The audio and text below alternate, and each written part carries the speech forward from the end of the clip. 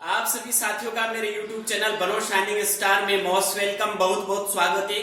साथियों, हमारी जो रीजनिंग की क्लास चल रही है, रीजनिंग की क्लास में हमारा श्रृंखला परीक्षण का टॉपिक चल रहा है। श्रृंखला परीक्षण से संबंधित ये पार्ट 2 है, दूसरा वीडियो है। इस पार्ट 2 में हम साथियों आज का हमारा जो टॉपिक है, आज का हमारे जो विषय है, इन 3 विषयों पर हम चर्चा करने वाले हैं। पहला है गणितीय सिद्धांतों का नियम। गणितीय सिद्धांतों के नियमों के माध्यम से कैसे श्रृंखला परीक्षण को, सीरीज टेस्ट को कंप्लीट किया जाता है। दूसरा है पदों में अंतर का नियम। जो पदों में अंतर होता है उसके माध्यम से कैसे उन पदों को आगे बढ़ाया जाता है। और तीसरा नियम है पदों में गुणा का नियम।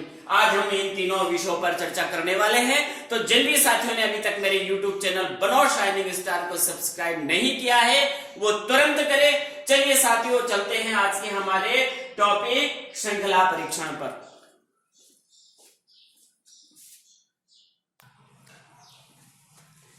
लीजिए साथियों, आपके सामने पहला नियम है गणितीय सिद्धांतों का नियम। इस प्रकार के सवालों में गणितीय सिद्धांतों पर आधारित हमें श्रृंखला दे दी जाती है। उसको किस प्रकार से हल करना है देखेंगे साथियों। जैसे आपके सामने एक सवाल दिया हुआ है, इसमें संख्याएं 1 2 3 4 5। तो सिंपल सी बात है, इन संख्याओं को अगर हम देखते हैं तो ये संख्याएं क्या है, प्राकृत संख्याएं हैं और लगातार आगे बढ़ती हुई संख्याएं हैं। तो यहाँ जो ये प्रश्नवाचक चिन्ह दे रखा है, यहाँ पर हमारा जो उत्तर होगा साथियों वो प्राकृत संख्याओं में जैसे कि लगातार बढ़ती हुई होती है, तो उसके अनुसार हमारा उत्तर होगा यहाँ पर 6। तो प्राकृत संख्याएं वे संख्याएं होती है जो कि 1 से प्रारंभ होकर के अनंत तक जाती है। तो ये लगातार चल रहा है क्रम, तो इसको आगे बढ़ाते हुए आंसर दे देंगे हम यहाँ पर दूसरा 6। दूसरा है हमारा यहाँ पर सवाल 1 3 5 7 9 और यहाँ प्रश्नवाचक के स्थान पर कौन सी संख्याएं आएगी।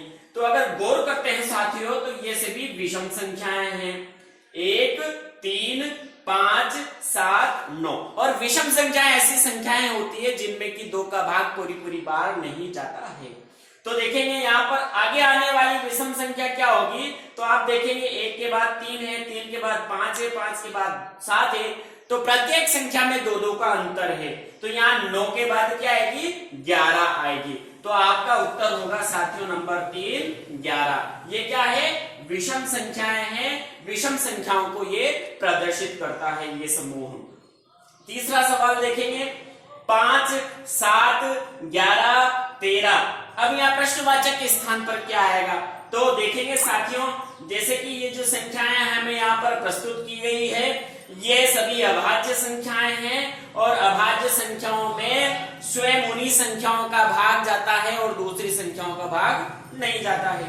तो यहाँ पर देखेंगे 5 5 के बाद 7 7 के बाद 11 11 के बाद 13 और 13 के बाद आने वाली जो अभाज्य संख्या है वो 17 होती है। तो यहाँ पर हम आंसर दूसरा हमारा राइट होगा, आंसर होगा यहाँ पर 17। तो ये पहला नियम हमारा हो जाता है साथियों गणितीय सिद्धांतों का नियम, जिसके अंतर्गत मैंने आपको 3 प्राकृत संख्याएं, विषम संख्याएं, अभाज्य संख्याएं, इनका मैंने आपको अभी नियम बताया। अब चलते हम पदों में अंतर का नियम।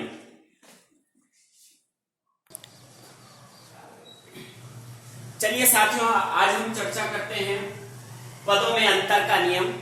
पदों में जो अंतर का नियम है वो किस प्रकार से होते हैं, कुछ सवाल यहाँ हम हल करने वाले हैं। जैसे आप यहाँ पर देखेंगे 5 10 16 23 31। तो यहाँ प्रश्नवाचक के स्थान पर क्या आएगा। तो यहाँ पर हम पदों में अंतर निकालेंगे। जैसे 5 और 10 में अगर हम अंतर निकालें तो यहाँ पर +5 हुआ है। 5 में 5 जोड़ा तो 10 आया।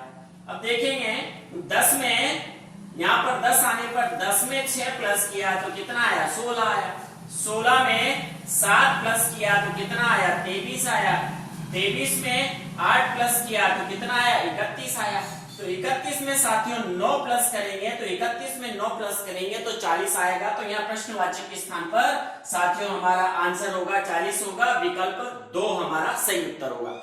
दूसरा क्वेश्चन देखिए साथियों, हमारा 1 के बाद 2 5 10 17। अब यहाँ पर देखेंगे 1, अब 1 और यहाँ पर +1 किया तो यहाँ पर 2 हो गए, 2 और प्लस यहाँ पर 3 किया तो 5 हो गए, 5 और +5 10 किया तो यहाँ पर 5 5 10 हो गया।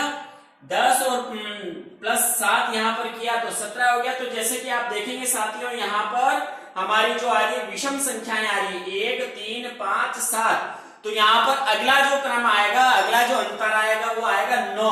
तो 17 में प्लस 9 करेंगे तो 17 में 9 जैसे हम करेंगे तो हमारा उत्तर होगा साथियों 26।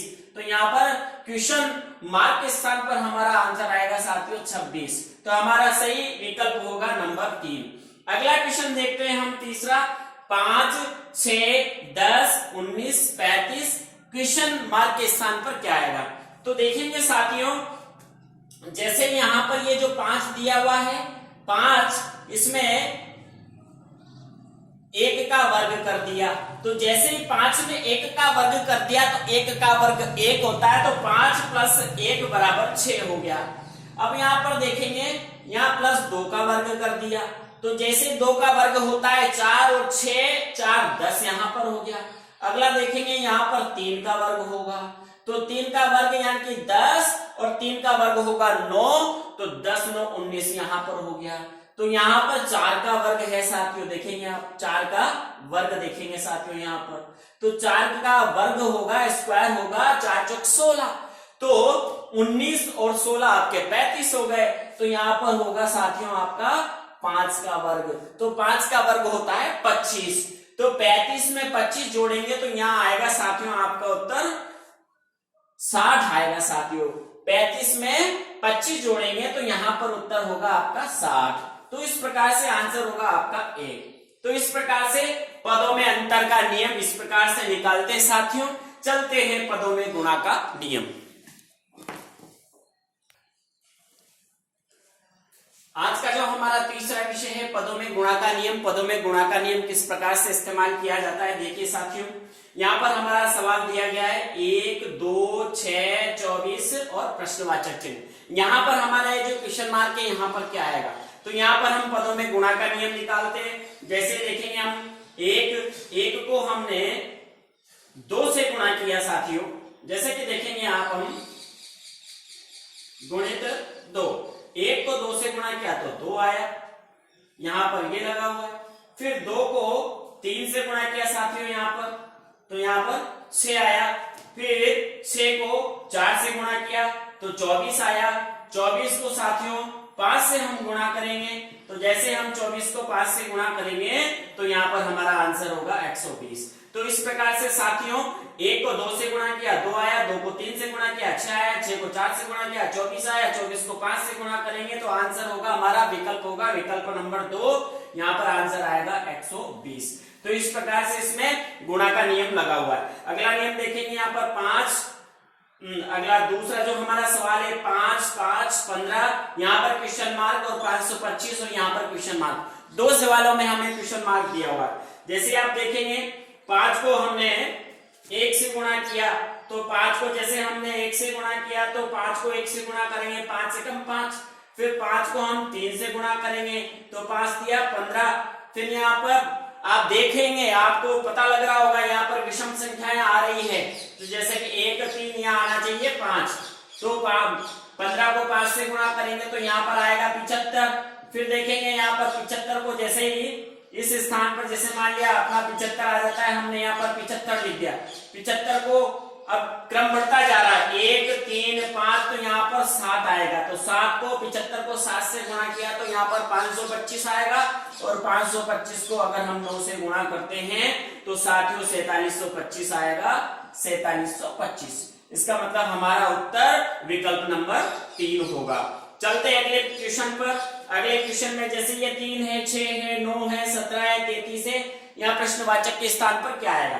तो आप देखेंगे जैसे हम 3 को 2 से गुणा करते हैं, 3 को 2 से गुणा हम करते हैं तो 6 आते हैं, और 6 में -1 करते हैं तो 5 आते हैं। उसी प्रकार से 5 को हम 2 से गुणा करते हैं तो 10 आते हैं, 10 में से 1 माइनस करते हैं तो यहाँ पर 9 आते हैं। उसी प्रकार से 9 को हम 2 से गुणा करेंगे तो यहाँ पर 18 आएगा, 18 में से -1 करेंगे तो यहाँ 17 आएगा। उसी प्रकार से 17 को 2 से गुणा करेंगे तो 34 आएगा, और 34 में से -1 करेंगे तो यहाँ पर 33 आएगा। उसी प्रकार से 33 को हम 2 से गुणा करेंगे तो यहाँ पर 33 को जैसे ही 2 से गुणा करेंगे तो यहाँ पर 66 आएगा, 66 में से -1 करेंगे तो 65 आएगा। तो आंसर सही विकल्प होगा हमारा नंबर 4। तो इस प्रकार से पदों में गुणा का नियम हम लगाते हैं। आज हमने श्रृंखला परीक्षण में इन 3 विषयों को सीखा। जिन भी साथियों ने अभी तक मेरे YouTube चैनल बनो शाइनिंग स्टार को सब्सक्राइब नहीं किया है, सब्सक्राइब करें। मिलते हैं नेक्स्ट वीडियो में। जय भारत, जय हिंद।